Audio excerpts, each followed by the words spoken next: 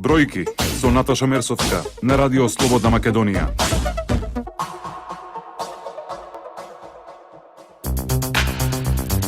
Добар ден, ја слушате економската емисија Бројки на Радио Слободна Македонија. Мој гостин денеска директорот на Катастар Славчо Трпевски. Добар ден, господине Трпевски, ви благодарам што издвоите време да гостувате на Радио Слободна Македонија. На моје задоволство, добар ден и од мене и добар ден до вашите слушатели. Ви благодарам.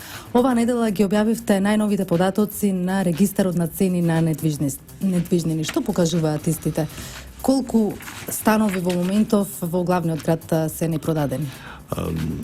Некаде од март месец 2015 година Агенцијата за катастар и недвижности започна со водење на регистарот на купопродажби на станови, на деловен простор, на стамбен простор, пред се на сите типови на недвижности и исто започна да ги евидентира и сите типови на закупи.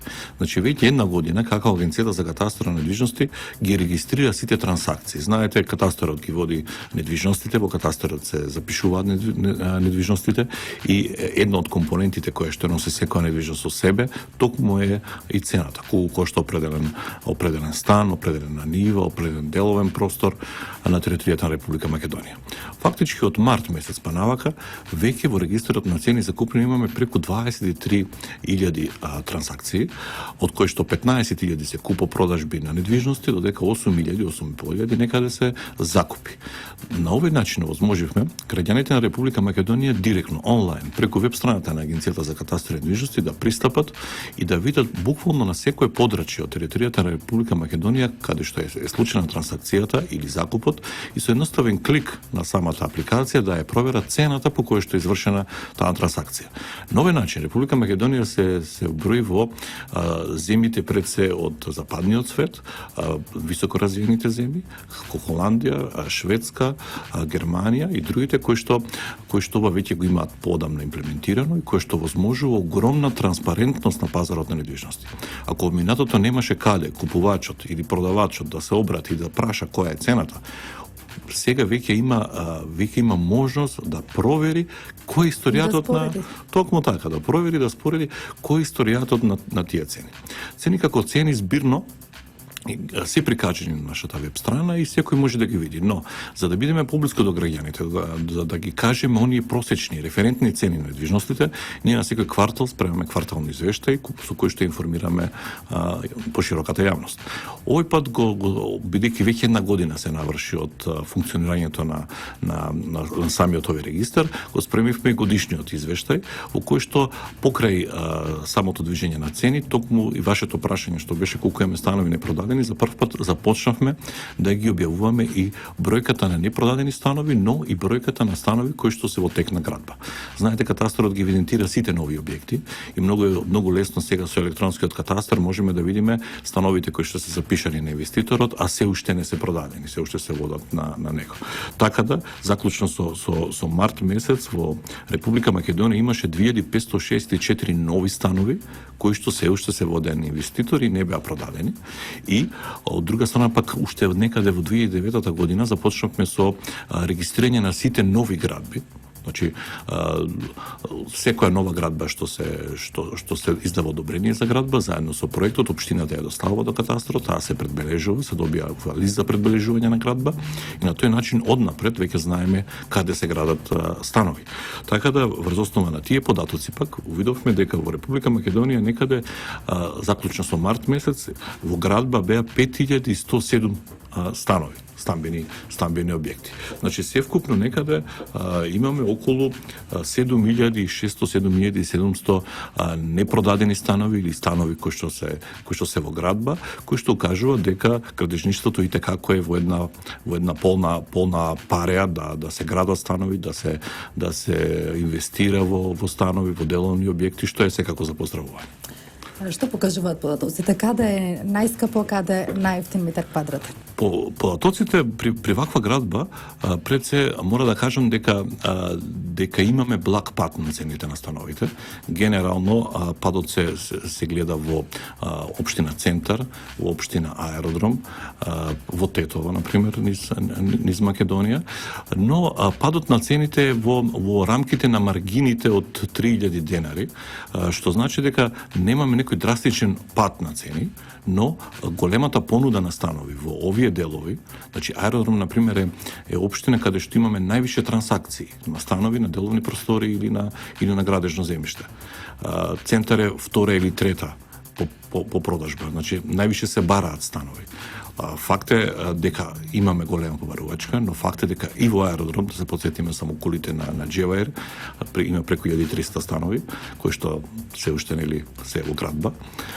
Исто така и Центар, да се подсетиме само Дебар Мало, Панорама, имаме многу градежни локации на Центар каде што се градат, укажуваат на тоа дека веќе имаме голем број на станови слободни и поради тоа имаме и благ пат на цените на становите. Така на пример во Центар, ако во вториот квартал 2015 година просечната цена, ние секогаш одиме со просечни цени, има и повисоки цени, има и пониски цени, но мораме да се држиме до просечните цени. Ако во вториот квартал просечната цена била 6.643 денари, сега во првиот квартал од 2016 година, значи втор квартал 2015, прв квартал 2016 година, веќе таа е намалена на 57.502 денари. Тоа е помалку од 1000 евра за квадрат? Да, тоа е помалку од 1000 евра за квадрат. Сите податоци, морамо да го кажам за вашите слушатели, сите податоци со кои што катастрот излегува се официјални податоци наведени во договорите за купопродажба и истите се поминати преку даночните служби ако збориме за Скопје. Преку Скопје, ако збориме низ Македонија, Македонија. Значи збориме за официјални податоци кои што се потврдени од надлежни институции. Ова покажува дека имаме во Центар, во Аеродром, благ пат на цените на недвижностите, но за разлика од нив, пак, например, Ѓорче Петров, имаме раст. Така да ако во Ѓорче Петров во вториот квартал во 2015 година цената на метар квадратен била 39.040 денари, веќе во првиот квартал 2016 година таа е покачена на 45.281 денар и на пример еден спореден податок ако во четвртиот квартал од 2015 година, значи месеците септември, октомври, ноември, декември и сме имале 60 трансакции во Ѓорче Петров, веќе во првиот квартал сме имале 151 трансакција. Генерално, првиот квартал од оваа година, 2016 година, е најголем, најсилен квартал воопшто од кога е воспоставен регистарот на цените на недвижностите. Така да, ако гледаме податоците по квартали, можеме да видиме на ниво на Македонија дека во вториот квартал 2015 година имало вкупно 2910 трансакции на купопродажби на недвижности. Во третиот квартал сме имале 3375, во четвртиот квартал 4365, додека во првиот квартал 2016 година веќе имаме 5213 трансакции. Значи бројот на трансакциите на купопродажбите на становите, на деловниот простор, на градежното земјиште, на земјоделското земјиште е во полнект и имаме голем број на трансакции и овој тренд, бидејќи веќе го подготвуваме и во завршна фаза и новиот извештај што ќе биде за период од април до јуни, значи вториот квартал од оваа година, веќе трендовите се тие, цените се стабилизираат, значи не можеме да очекуваме некои драстични падови на цените, но бројот на трансакции се зголемува. Значи бројот на трансакции расте. А што покажуваат податоците за издавање под закуп? Каква е таму цената? Да, кај податоците кај издавање на закуп, бидејќи точно ги водиме и сите закупнини, покажуваат еден голем пат на цените. Значи, осем Гевгелија, каде што имаме раст на цената на закупнина, во другите делови на Македонија имаме пат на цените на закупнините. Но од друга страна пак имаме раст на закупени деловни или стамбени објекти. Во вториот квартал, на пример, во 2015 година сме имали регистрирани 1636 закупи на територијата на Република Македонија. Во третиот квартал тоа е веќе 1756 закупи, во четвртиот квартал 1953 и за да во првиот квартал од 2016 година, значи првите 3 месеци од оваа година, веќе имаме 2771 трансакција. Факт е дека бројот на закупите расте, значи имаме граѓаните се одлучуваат да земат под закуп определен стан или определен деловен простор, но при тоа не истиот да го купат. Од друга страна гледаме дека имаме голем број на непродадени станови, голем број на станови што се градат, и тука гледаме можеби причината да имаме благ пат на цените на становите, но големата понуда на станови за подзакуп си го прави своето, бидејќи на пазарот на недвижности важат пазарни законитости. Доколку е поголема понудата, помала е побарувачката, цените ќе паѓаат. И обратно. Има ли доволно деловни простори за издавање под закуп? Па има, на територијата мислам на дека Македонија? има многу, цените паѓаат, така да деловните простори, еве само да земе еден пример со нашиот градски трговски центар. Можеме да видиме многу, првиот спрат или приземјето се, да речеме, сите издадени. И тоа се качите на третиот спрат, ќе видите многу слободни деловни простори што не се издадени. Може би причината за тоа неиздавање на токму на градскиот трговски центар е поради тоа што е тој отворен. Знаеме, тој функционира само во летниот период. Доколку иницијативите од владата Република Македонија ги послуша градоначалникот на општина Центар, доколку тој се затвори, доколку се обезбеди соодветни услови за самите доаѓани таму, за купувачи, тој повторно ќе си го добие својот сјај што го имал некогаш. Вака отворен истиот функционира само во летните месеци и само приземните катови. Господине Трпевски, со измените во Законот за градба, кој што стапи на сила од 1 август, инвеститорот е должен, доколку гради нова зграда, на самите станари да им даде или им следува гаражно место. До сега се правеа манипулации. Може ли да ми објасните на слушателите што значат всушност ваквите измени во законот? Да, секако. Значи, токму така, со новиот закон за градење, кој што стапи на сила од 1 август оваа година, веќе со секоја продажба на стан, кога се продава стан, инвеститорот мора да му продаде на купувачот на станот и дел од земјиштето. Со продавањето на дел од земјиштето, тоа значи дека веќе инвеститорот не може да продава и гаражни места кои што се надвор од зградата. Имено, што се случуваше во праксата и зошто законодавецот се одлучи на вакво нешто. Во праксата се случуваше да инвеститорите, не сите мораме да кажеме, значи определен број на инвеститори, ги продава на предстановите, но пред да почнат да ја градат зградата, задолжително секој инвеститор мора да обезбеди по 1,2, тоа е стандардот, паркинг места за секој стан во зградата. Значи колку што има станови, малте не по 1,5 стан треба, по 1,5 паркинг место треба да има за секој стан. Се продаваа становите без при тоа да се продава земјиштето, потоа се злоупотребуваше таа можност да правеа физичка делба на само земјиште под зграда, им продаваа земјиште само под зграда, а не и земјиште на целата градежна парцела. Поради тоа, понатака во сотекот на времето, граѓаните кои што си паркирале на тие паркинг места каде што се наоѓа нивната градежна парцела, каде што се наоѓа нивниот стан, се случуваше тоа да инвеститорите после таа физичка делба да ги терат граѓаните да им ги продадат паркинг местата. Значи, доаѓаше до продажба на паркинг места или продажба на некоја површина која што едноставно можеби не може да се продаде. Имајќи ја предвид оваа ситуација, законодавецот се одлучи да ова веќе да не биде пракса, да се воведе еден стандард дека при купување на стан мора да се продаде и дел од земјиштето, не само земјиштето под објект, туку мора да се продаде земјиштето од градежната парцела и на тој начин секој собственик на стан станува собственик и на дел од земјиштето. Штом станува собственик на дел од земјиштето, веќе тој слободно може да паркира на веќе претходно утврдените паркинг места кои што се надвор од самата стамбена површина. Законодавецот остави и понатака да инвеститорот може внатре во самата зграда што се паркинг местата или гаражите секако слободно да ги продава. Твојот свет во најубави бои. Препознај го на Радио Слободна Македонија.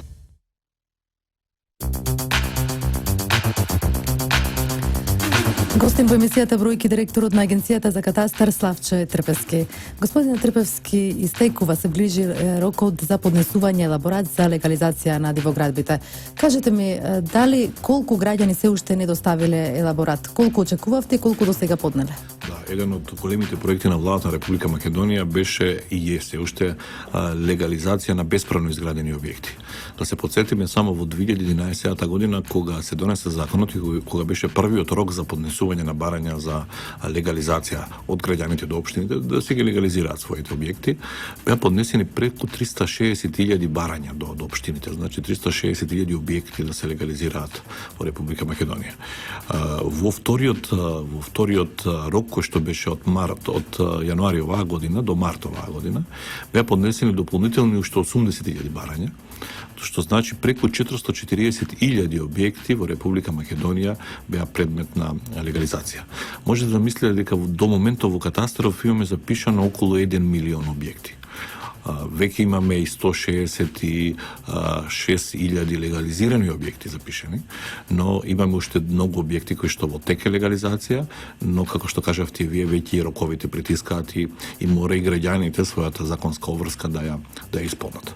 Ако во Србија, ако во Хрватска, за да се легализира објект, морате да платите казна, морате да направите урбанистички проект и морате секако да направите геодетски елаборат за да понатака се легализира објектот. Во Македонија се направија најминимални услови кои што треба да се направат за да се изготви, за да се направи легализација на објектот и да се добие имотниот лист.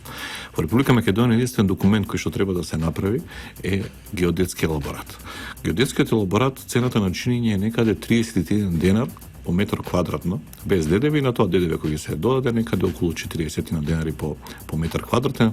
Ако е објектот од 100 квадрати, значи околу 4 денари за легализација на тој објект. Тоа е трошокот што треба да се плати и кога ќе се направи тој геодетски елаборат и достави до општината, и на општината треба да се плати надоместокот од 1 евро по метар квадратен, значи ако е 100 квадрати уште 100 евро. Тоа е целокупниот трошок кој што граѓаните го имаат, а за возврат добиваат имотели за објектот, добиваат легален објект кој што понатака може да го продаваат, даваат под закуп, може да се наследува, може да се даде под хипотека, се земаат средства да се вложи за да се отвори некој бизнес и така натаму и така натаму. Значи, ако во катастарот веќе запишавме 166.000 објекти, според податоците кои што ги имаме од страна на Геодетската комора, се уште нема изготвени елаборати за околу 150.000 барања. Зошто не поднеле елаборат? Тоа е голем број на барања.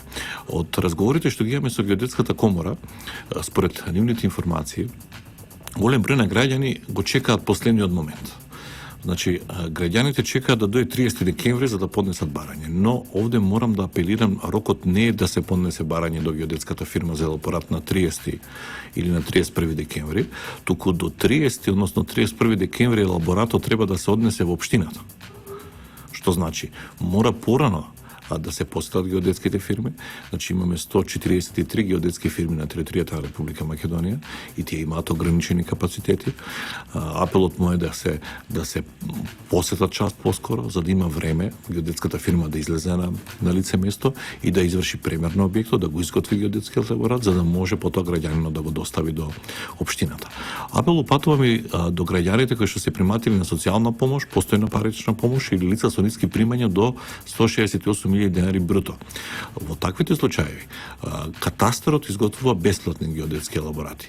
Значи, овие граѓани со потврда од управата за јавни приходи или потврда од центрите за социјална работа, треба да имаат поднесено барање за легализација, треба да се обратат до одделението за катастар, да ја донесат таа потврда, да поднесат барање и потоа стручни служби од катастарот излезат на лице место и ќе изготват вакви геодетски елаборати. До сега околу 7.000 граѓани ја искористија оваа можност и катастарот изготви 7.000 бесплатни елаборати, но претпоставувам дека има уште граѓани кои што не ја завршиле оваа работа, затоа и ние како катастар немаме неограничени капацитети за да излегуваме на лице место и да вршиме премер. Напротив, ова работа претежно ли ја вршат геодетските приватни геодетски компании, затоа упатувам апел час поскоро и кај нас да дојдат граѓани да ги достават своите барања, за да можеме и ние како катастар да изготвиме бесплатни геодетски елаборати. Би искористил можноста да ги потсетам и граѓаните за уште две акции во однос на бесплатно запишување на имот. Имено катастарот со измените на законот ова лето овозможи да граѓаните кои што имаат стара градежно-техничка документација, значи изградиле куќа во 70-тите, 80-тите, 90-тите години, била со дозвола за градба, значи има проект, има одобрение за градба, или тогаш се викала дозвола за градба, употребна дозвола и така натаму, но не се пријавиле кога бил систематскиот премер на недвижноста, не биле тука, не слушнале и така натаму. Катастрот овозможи дополнително овие граѓани да ја донесат таа градежно-техничка документација во катастрот да направи бесплатен геодетски елаборат и понатака истите да бидат запишани во катастрот, така да апелот и до оваа категорија на граѓани да дојдат до катастрите, да ја донесат документацијата и да им направиме бесплатен геодетски елаборат. Кога истекува рокот? Уште еден месец? Овде немаме рок ставен, туку ова акција тече континуирано, но секако убаво е да се напомене, убаво е да се каже оваа можност, бидејќи пред се наменета за граѓаните. И имаме уште една акција, тоа е во подрачјата каде што катастрот, во оние катастарски општини каде што е воспоставен на помалку од 20%, односно голем број на граѓани кога било воспоставањето, правењето на катастрот, не ги донале своите документи за да бидат запишани во катастрот. Пред се тоа се рурални средини. Граѓаните исто за ова категорија на граѓани можат исто така да ги донесат сега документите во катастрот и катастрот да изврши бесплатно запишување на имотите. Пред се тоа се шуми, пасишта, ливади, тоа се во руралните средини. Имајќи предвид дека во Република Македонија имаме преку 220 катастарски општини, значи не политички катастарски општини од овој тип. Секоја година владата на Република Македонија носи годишна програма во која што ги наведува кои катастарски општини се опфатени со оваа мерка. На нашата веб страна граѓаните може да се информираат за сите општини што се опфатени последниве 2 години, но и да дојдат во одделението на катастрот или да се јават на бесплатна телефонска линија 0800 80 800, ќе ги добијат информациите дали онамо каде што е нивниот имот, а немаат имотен лист, е опфат со оваа годишна програма и да дојдат да ги донесат документи да им дадеме бесплатен имотен лист, односно да ги запишеме во катастрот. Господине Трпевски, неодамна бизнис заедницата побара воведување брза лента за инвеститори. Подпишавте меморандум со Сојузот на стопанските комори. Кога ќе почне да се реализира? Значи, реализацијата веќе е во тек. Значи, брзата лента така беше на крстена, така беше нели промовирана. Пред се можноста да самите инвеститори имаат брз пристап до податоците до катастрот, но и сите оние работи кои што им се потребни како во оддел на податоци, така и да поднесат барање во катастрот, тоа да биде брзо. Имајте во предвид дека катастрот веќе е дигитализиран во секоја негова пора, ние овозможивме на бизнес заедницата да може секоја фирма од бизнес заедницата директно да се поврзи со катастрот и по електронски пат, електронскиот шалтер да биде достапен во нивната фирма, во нивното седиште. На овој начин компаниите имаат пристап до сите информации од катастрот. Значи, може да проверуваат во чија сопственост се парцелите, они што им се во интерес на градба. Може да проверуваат колкава површина е во прашање. Може да проверуваат преку регистарот за градежно земјиште, може да проверуваат и што е предвидено да се гради. Значи, овозможуваме на секоја компанија во Република Македонија што е од градежниот сектор, па и од другите сектори, пример во делот на банкарството, во финансискиот сектор и така натаму, да се поврзат со катастрот и сите информации, податоци да ги имаат во својата канцеларија, во своето седиште. Покрај тоа што можат да добиваат податоци преку оваа апликација, исто така и определени предмети кои што не се опфатени да истите бидат доставувани преку со закон определени чинители, например општините ги доставуваат одобренијата за градба, запишувањето на објекти, нотарите кога продажбите, доколку имаат други некои работи кои што можат директно самиот инвеститор да ги достави до катастрот, тогаш катастрот возможува оваа апликација да инвеститорот директно по електронски пат, без да доаѓа во катастрот, без да губи време, без да чека редови, мада веќе истите ги нема, да ги поднесе сите овие барања. До сега ние имаме поврзано повеќе од 700 професионални корисници, пред се тука се сите општини, сите нотари, сите извршители, сите проценители, стечајните управници, веќе судството го поврзуваме. Едноставно ги поврзуваме сите институции кои што генерираат документи или им се потребни документи од катастрот, наместо да ги праќаат граѓаните во катастрот, тоа да го прават тие во име на катастрот, во име на граѓаните, но по електронски пат. Затоа веќе кој што доаѓа највише од во Скопскиот катастар, низ катастрите низ Македонија, шалтерите се веќе полупразни, односно многу мал број на граѓани доаѓаат на самите шалтери да поднесат барања. Тоа веќе се прави по електронски пат и за бизнес заедницата сега веќе тоа е возможено и веќе започнавме и имаме веќе неколку случајни договори со неколку компании кои што ги користат привилегиите на електронскиот шалтер. На територијата низ цела Македонија организирате отворени денови со катастар. Што најмногу ги интересира граѓаните, со какви проблеми се соочуваат? Веќе 9 година пред Агенцијата за катастар на недвижности ја спроведува оваа акција. Значи 9 години директорот на Агенцијата за катастар на недвижности со стручните тимови од катастарот одиме од град во град, од населено место во населено место, каде што ги слушаме проблемите на граѓаните. Овие 9 години катастарот направи големи реформи. За реформите на катастарот позитивни извештаи дојдоа од многу институции, како што е Светска банка, Doing Business на Светска банка извешта од самата Светска банка, Европската комисија и други меѓународни институции кои што кажуваат дека катастарот од една од најлошите институции во државата, некаде во 2006 година, да стане од една од подобрите институции во државата. Тоа прецени го од една од алатките покрај тоа што тимот на катастарот неуморно работи. Имаме соработка со најдобрите светски катастри, од каде што црпиме најголемо, највише знаење. Многу битно ни беше да ги слушнеме граѓаните, да ги слушнеме компаниите, да ги слушнеме нивните проблеми и да пробаме да најдеме решение. Во овие 9 години многу работи кои што се предвидува во работата на катастарот беа токму на барање на граѓаните. Ако во 2006 година главен проблем на граѓаните им беше зошто не ми е решен предметот, бидејќи до 2005 година според податоците од Светска банка, бидејќи во 2005 година Светска банка веќе води податоци за катастарот, да се запише имот во катастарот било потребно повеќе од една година. Денеска се прави тоа за 1 ден, 2 дена, 3 дена, толку е рокот да се запише имот. Тогаш беа главните причини тоа. Во текот на времето се менуваа и работите. Нели, потоа почна процесот и на приватизацијата, на откупот на дворните места, сега актуелен и процесот на легализацијата на дивите градби. Така да цело време катастарот е во соработка со граѓаните, ги слушаме и предвидуваме нови работи и топрава и ќе има нови работи. Едно од најчесто поставените прашања пред се во районите на Ѓорче Петров, во районите на Драчево, на други места имаше каде што имаше навлегување на едни комшии кај други. Ние веќе интервениравме во законот, каде што возможивме на граѓаните кои што има навлегување на едни комшии кај други со нивните меѓи, да можат во духот на добра соработка меѓукомшиска да појдат на нотар, да дадат изјава дека која е точната граница, која е точната меѓа и на многу ефтин начин да си ги користат тоа. Се користи, но не сме задоволни од тоа колку се користи. Затоа веќе после изборите планираме нови измени на законот, нови можности, се со цел да ја забрземе целата процедура, да ги потикнеме граѓаните да ја потикнеме иницијативата, онамо каде што има иницијатива, а тамо каде што нема иницијативата да ја преземе катастарот, се со цел да имаме решени граници меѓу соседите.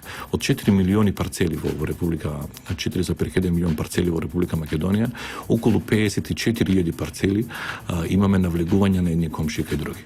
Тоа ни е за нас предизвик и сакаме да го решиме. Промовиравте нова стратегија за национални информации за просторни податоци. Што значи оваа стратегија? Европската унија некаде во 2007 година донесе директивата за просторни податоци. Со оваа директива опфаќа 30 на ниво на Европска унија 36 сетови на просторни податоци кои што треба да се обединат на едно место. За да бидам попрактичен, веќе кажем еден пример што би значило тоа. Ние како катастар во соработка со холандскиот катастар направивме првата стратегија во 2010, започнавме во 2010 и во 2012 веќе беше направена и готова, и во рамките на таа соработка се изготви една пилот апликација која што има на нашата веб страна, која што е апликација од заштита на пожари, и сега практично ќе објаснам што значи тоа. Таа апликација го возможува следново. Внатре во апликацијата имаме вкрстени податоци од катастарот, каде што се направени, каде што се прибележени сите згради и парцели. Податоци имаме од статистика, колку луѓе живеат во тие станови, во таа зграда и во околните згради. Имаме податоци од Министерството за здравство, кај се најблиските амбуланти, кај се најблиските болници. Имаме податоци од градот Скопје, каде се шахтите, водоводните, каде има дотур на вода. Имаме податоци од противпожарниот сојуз, каде се најблиските противпожарни станици, и имаме податоци исто каде се оние опасни објекти, како пример бензински станици во случај на пожари и така натаму. Замислете сега да се случи пожар на определена локација, човекот што ја менаџира таа работа, значи кризниот штаб, какви сетови податоци има. Кога ќе се случи пожар, кога ќе се пријави, веднаш се знае колку луѓе живеат во тој објект, затоа што во таа апликација се веќе податоците од Државниот завод за статистика. Веднаш се знае која е најблиската противпожарна единица. Значи веднаш се повикува вистинската противпожарна единица која што најбрзо може да стигне до таа локација. Имајќи во предвид дека веќе настанате, пример пожарот, ќе се види дали во околината има некој бензинска помпа или некоја хемиска индустрија, некој лесно запаливи материи кои што може да направат дополнително ширење на пожарот. Значи веднаш ќе треба да се превенира. Имајќи предвид дека знаеме колку луѓе живеат на таа локација и околината, ако дојде до ширење на пожар, веднаш може да се нареди евакуација на тие луѓе. Доколку се случат определени повредени, веднаш операторот што го сервисира, тоа знае кои се најблиските болници, каде тие да се носат. Значи буквално тоа е еден организиран систем. Јас сум го кажал во случајот кога збориме за една ваква несреќна ситуација. Истото може да се случи во делот на поплавите, или имавме летово поплави. Ако ги имаме сите овие податоци, државата станува многу ефикасна на терен, односно телото, Центарот за управување за кризи, кој што управува со кризната ситуација, со благодарејќи на оваа апликација, значи на геопорталот кој што Република Македонија веќе го има, но сега работиме на полнење на податоци на истиот, многу лесно може да се справи со овие податоци. Овие податоци освен за кризна ситуација може да се користат и за нови бизнеси. Јас само кажав 4-5 сетови на податоци. Тука ќе влезат од 18 државни институции податоци во самиот систем. Така да благодарејќи на Кралството Холандија, имајќи во предвид дека стратегијата што беше донесена од 2012 година веќе исполнивме, беше донесен Законот за национална инфраструктура на просторни податоци, беше направен националниот геопортал во 2015 година, се формираше целокупната структура во националниот геопортал веќе катастарот, Државниот завод за статистика, градот Скопје и дирекцијата за заштита и спасување веќе имаме доставено податоци, значи почнуваме полека да ги полниме податоците во самиот портал. Неопходно беше да направиме нова студија. Благодарејќи на Кралството Холандија, започнувајќи од септември оваа година, започнавме изработка на нова студија за национална инфраструктура на просторни податоци. Од понеделникот навака екипа од холандскиот катастар, на кој што сме многу благодарни, бидејќи изминативе 10 години сесотно ни помогна во целокупниот развој, во целокупната дигитализација која што ја направивме во катастарот. Морам да ги пофалам, бидејќи холандскиот катастар важи за најдобар катастар во светот.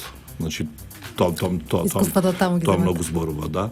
И самата дигитализација на податоци, електронскиот катастар, електронскиот шалтер и многу други работи, еве сега и националната инфраструктура на просторни податоци, експертските мислења, вторите мислења кои што ни се потребни на нас да се потврдиме дека тоа е така, буквално ги обезбедуваме од нивна страна. Они се сега тука. Во понеделникот имавме, во вторникот поточно имавме состанок со 18 државни институции кои што треба да дадат допринос за оваа стратегија која што веќе имаме во нацрт верзија, да ја дополниме, да ја направиме како што треба и конечно за оваа работа се движиме паралелно со земјите членки на Европска унија. Холандија е многу понапред, но другите земји членки имаат обврска до 2019-2020 година веќе да ги креираат податоците, да ги вметнат во националните геопортали. Јас како што кажа, веќе 4 институции во Република Македонија својата работа си ја завршија, сега веќе ни преостануваат уште 14 други за кои што работиме, за и тие да ги креираат податоците, да ги направат и до 2020 година да влезат во националниот геопортал и сите овие работи и примерот и значи за лоши работи и за добри работи исто да биде во корис и на тој начин ќе се обезбедат и нови бизниси, но ќе имаме и заштита и брза интервенција од страна на државата. Моето последно прашање до вас е кои ќе бидат идните планови на Агенцијата за катастар? Катастарот работи во полна парија, веќе на она што во моментот сме највише фокусирани е новиот адресен регистар на Република Македонија. Да се подсетиме само во пред изборието, таму мислам дека во март месец, првиот циклус на избори кој што беше неуспешен, една од политичките партии излезе и кажа дека во Брвеница во една куќа живеат 100 луѓе, не знам во друго село други живеат 100 луѓе. Тоа е така бидејќи во Република Македонија за жал се уште е во функција тој југословенски систем на адреси, каде што во многу места нема, во многу помали населени места нема улици, туку се водат како улици без уличен систем или цело село се води на иста адреса. Морам да кажем, на Европска унија не стоја подобро работите. Нормално има држави што се посредини, но има и држави, иако се големи, кои што овој дел, во делот на адресните регистри не им беа средени. Затоа Европската комисија во 2014 година, значи пред 2 години, донесе детална техничка спецификација како треба да се направат адресите на ниво на Европска унија. Пристапивме кон владата уште во 2015 година, формира работна група меѓуинституционална, значи тука е катастарот, централниот регистар, Министерството за внатрешни работи, Министерството за транспорт и врски, ЗЕЛС, градот Скопје, каде што таа работна група работеше цела година за да се целокупната европска директива да се усогласи со нашата регулатива. Продукт на таа работа беше нов закон за адресен регистар, кој што веќе е доставен до владата Република Македонија, но веќе фатија и изборите, собранието се распушти, така да веднаш после изборите очекуваме негово носење, но паралелно со законот започнуваме и со пилот проект каде што ќе бидат опфатени 4 општини во Република Македонија за да ги видиме сите работи кои што ни се потребни, да го истестираме комплетно целиот систем, за потоа масовно да направиме еден нов адресен регистар во Република Македонија, каде што од дома преку интернет ќе има достапност за секоја адреса во секое време и веќе ќе ги немаме можностите да цело село биде запишано на една адреса или улици да немаат улични системи. Значи збориме за европски стандарди, за стандарди кои што ќе бидат имплементирани кај нас. Тоа е едниот проект кој што работиме. Вториот проект кој што исто така е голем, тоа е масовната проценка на недвижностите. Значи денеска зборевме за податоци од регистарот на цени, зборевме за просечни цени на станови на ниво на карпош, на ниво на центар, на ниво на аеродром, но со масовната проценка секоја недвижност ќе се добие своја цена, значи индивидуално веќе се оди недвижност по недвижност и ќе се направи зонирање дека во определена зона цените сега збориме за просечни цени на општина Карпош на пример, а тогаш ќе се добијат зони каде што ќе кажеме зоната што е веднаш до паркот, можеби просечна цена 1100, 1200 евра, зоната што е во Нерези, можеби просечна цена е 600 или 700 евра по метар квадратен, така да ќе се добијат многу прецизни податоци за сите недвижности во Република Македонија, за нивната пазарна цена и таа ќе биде и некоја референтна цена по која што понатака може да се прати индивидуални проценки, каде што нели ако е внатре станот подобро опремен, може да кошта и повеќе, ако е послабо и помалку, но веќе збориме за стандарди кои што се во пракса во западноевропските земји. Исто така интересна работа ќе биде 3D катастарот и многу други проекти на кои што работи. Господине Трпески, јас ви благодарам што бевте гостин во емисијата Бројки. Благодарам јас. Бројки со Наташа Мерсовска на Радио Слободна Македонија. Во емисијата Бројки ве информирам и за најважните економски настани оваа недела. За 20% намалена е продажбата на зелените пазари. Големите маркети полека им го земаат бизнисот на пазарџиите. Поради немање паркинг простор, лошите услови на пазарите и менталитетот на пазарџиите, граѓаните овошјето и зеленчекот се почесто го купуваат од маркетите. Од групацијата на пазарџи велат неопходна е модернизација за да ги вратат изгубените муштери. Во некои градови и општини во Скопје веќе почната е обновата. Како проблем за нив и натаму стануваат дивите пазарџи кои им го земаат прометот. Добиваме еден најсовремен пазар кој што го има насекаде во светот, односно го следиме секој чекор со светските пазари, односно европските пазари кои што се доста модернизирани и следиме такви стандарди во Битола во пазарот. Ќе се изврши модернизација и на тој пазар во Бит пазар, односно во Скопје. Пензионерите ќе добијат покачување почнувајќи со ноемвриските пензии. Министерот за финансии Кирил Миновски при посета на прилепските пензионери потврди дека пензиите чија исплата ќе биде во декември ќе биде со 5% зголемување. Во процентуален износ е повисоки за 5% и тие се однесуваат за ноемвриската пензија. Ние како влада водиме сметка за стандардот на граѓаните, посебно за стандардот на пензионерите. Миновски од поголемите извозни компании од Прилеп доби нови сугестии за поттикнување на инвестициите и креирање нови работни места.